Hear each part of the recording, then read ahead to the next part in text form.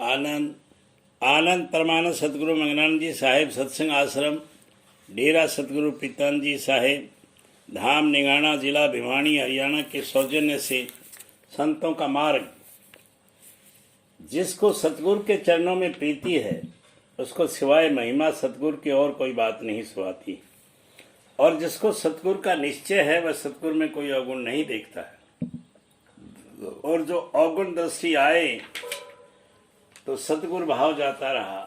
इस वास्ते सतगुरु की निस्बत कभी अवगुण दृष्टि लाना नहीं चाहिए, और जिसकी ऐसी दशा है वही गुरुमुख होगा और उसी को एक दिन परम पद मिलेगा। ईश्वर का सर्वत्र आकाश और पाताल में व्यापक बताते हैं, पर किसी को अब तक मिला नहीं। फिर जिसके सर्वव्यापक होने से जीव को क्या फायदा, क्योंकि वह रूप किसी को प्राप्त नहीं होता। और जब मालिक ने सतगुरु रूप धारण किया तो इस रूप से जीवों को दर्शन भी देता है और भेद समझाकर अपनी दया के साथ जुक्ति की कमाई कराकर निज घर में पहुंचाता है और अपने निज रूप का दर्शन देता है। अब गौर करना चाहिए कि सतगुरु रूप बड़ा है कि व्यापक रूप, इससे किसी का कार्य नहीं बनता। और सतगुरु रूप से जिस वक्त की जीव को सत्संग और सेवा करके उस पर निश्चय आ गया तो सहज में कारण बनता है। बिना मिलाप सतगुरु वक्त के किसी को मालिक का पूरा निश्चय नहीं हो सकता, और जब पूरा निश्चय नहीं हुआ तो पूरी प्रीति और प्रतीत भी नहीं आई, और जब प्रीति और प्रतीत नहीं तो उद्धार कैसे होगा। फिर जो कुछ करतूत परमार्थी बनेगी वह कर्म का फल 84 योनि में देगी, पर सच्चे मालिक की भक्ति कभी नहीं आएगी जब तक सतगुरु वक्त के न मिलेंगे और उनका वचन पर निश्चय न आएगा। साध ब्राह्मण क्षत्रिय आजकल अहंकारी हो गए, न साध में साधता और न ब्राह्मण में ब्राह्मणता और न क्षत्रिय में राज और बल रहा है। खाली अहंकार करते हैं, पर वैश्य और शूद्र अभी कुछ अपनी चाल पर हैं। संत फरमाते हैं कि साध संग करो, पर जब साध दुर्लभ हुए तो कहाँ से संग प्राप्त हुए, और बिना संत और साध संग उबार नहीं है। सो अब समझना चाहिए कि बिना संस्कार संत या साध नहीं मिलेंगे। जिसका भाग बड़ा है उसको जरूर संत सतगुरु अथवा साध मिलेंगे। और जो कोई ये कहे कि संस्कारी की साध संग की क्या जरूरत है, सो गलत है। चाहे संस्कारी होवे या असंस्कारी, दोनों को साध संग की जरूरत है। पर इतना फर्क होगा कि संस्कारी की को वचन जल्दी असर करेगा और वह उसको सहज में मान सकेगा, और असंस्कारी से वचन कम माना जाएगा और कम बरता जाएगा, पर उसके बीजा पड़ेगा और आगे उससे कमाई बनेगी। और संस्कारी उसको कहते हैं जो पिछले जन्म से संत सतगुरु अथवा साध से मिलता है और उन पर भाव और निश्चय आता चला जाता है, और जिसका भाग उनकी दया से सहज सहज बढ़ता चला जाता है। संत सतगुरु की दया से संस्कारी भी संस्कारी हो सकते हैं, और संत सतगुरु की तो ऐसी महिमा है कि उनका दर्शन करे उसका किसी कदर उद्धार होता है और 84 से बच जाता है। बहुतारे दुख व कलेशों से रक्षा हो जाती है और आगे का रास्ता उद्धार का उनकी कृपा से जारी हो जाता है। इस वास्ते कुल जीवों को चाहिए कि अपने फायदे और सुख के लिए जहाँ कहीं संत सतगुरु प्रकट होवें, जरूर जिस कदर बन सके उनके दर्शन और सेवा से अपना भाग बढ़ावें। नरदेही उसी की सफल है जिसको सतगुरु वक्त की सेवा प्राप्त है। और सेवा में इतना भेद समझना चाहिए कि दर्शनों के वास्ते चलने से पांव पवित्र होते हैं और दर्शन से आंखें पवित्र होती हैं, और हाथों की सेवा से जैसे चरण दबाने पंखा करने से हाथ पवित्र होते हैं, और जल भरने की सेवा से कुल देह पवित्र होती है, और चित्त से वचन श्रवण करने और विचारने और जिस कदर बन सके मन से अंतःकरण पवित्र होता है। इसी तरह जब सेवा में जीव लगा, फिर सतगुरु की दया और उनके सत्संग का फल अपने आप देखता चला जाएगा, और जो कुछ की आनंद और दर्जा उसे प्राप्त होगा उसकी महिमा बयान में नहीं आ सकती।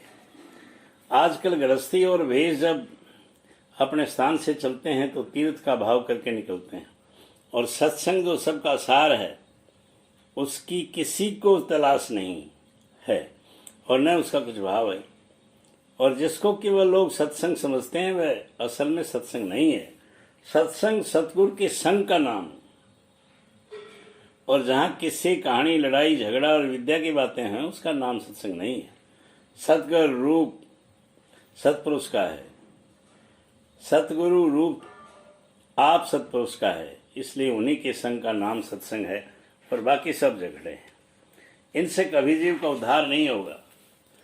जो लोग कि राम और वरुणा के सर्वव्यापक समझकर टेक बांध रहे हैं और उनका इष्ट रखते हैं, उनको समझना चाहिए कि ऐसी टेक से जीव का काल हरगिज नहीं होगा, क्योंकि व्यापक रूप राम अथवा ब्रह्मा दीपक के समान है, सबसे चांदना दिख रहा है।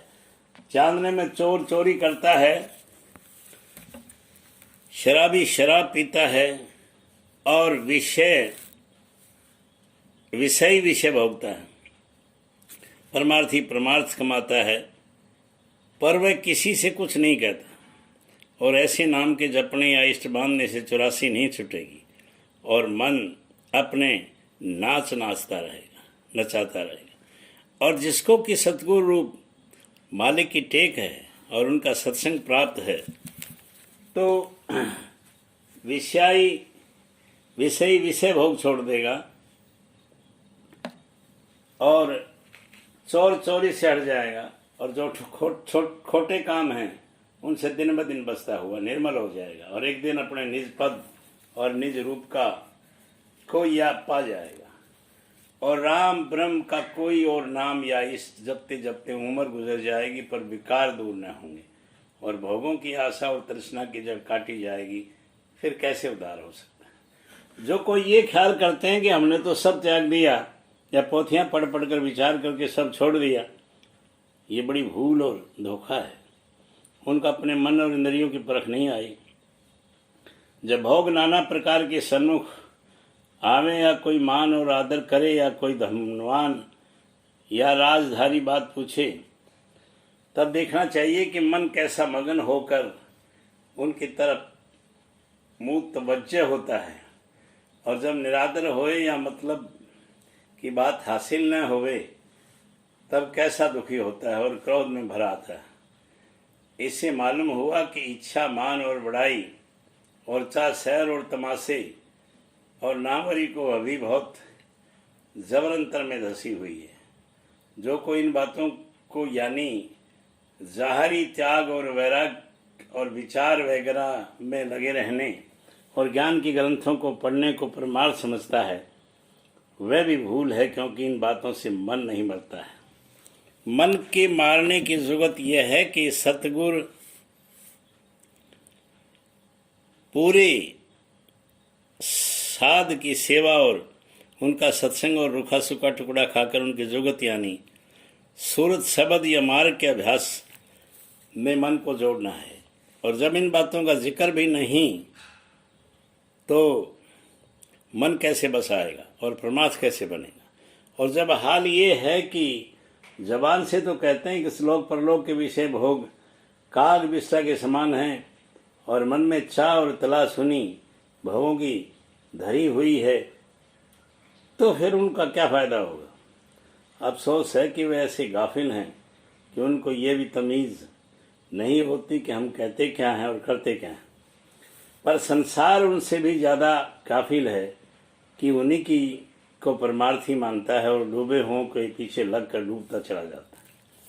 बाजे विद्यावान ऐसे कहते हैं कि भोगों की चाह और काम क्रोध आदि मन और इंद्रियों के स्वभाव और जीव का स्वरूप इनसे न्यारा है, और जो उसको विचार करके समझ लिया तो उसका कुछ बिगाड़ नहीं कर सकते।